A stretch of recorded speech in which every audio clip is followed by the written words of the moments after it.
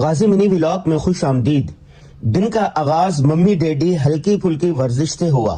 صبح یا شام مختصر سے ایکسرسائز کرنا ہمارے معمول میں شامل ہے۔ بھاری بھرکم ناشتہ کیا، تیار ہوئے، ضرب کی خوشبو لگائی اور دفتر کے لیے روانہ ہو گئے۔ آفس پہنچ کر روٹین کے کام شروع کرنے سے پہلے قرآن پاک کی تلاوت کی، جے ٹی آر خبر نامے کا اسکرپٹ لکھا، اسکرپٹ کو فوٹیج اور تصاویر کے ساتھ میچ کیا، روزنامہ جنگ اور روزنامہ اسلام کے لیے ہفتہ واری کالم لکھا۔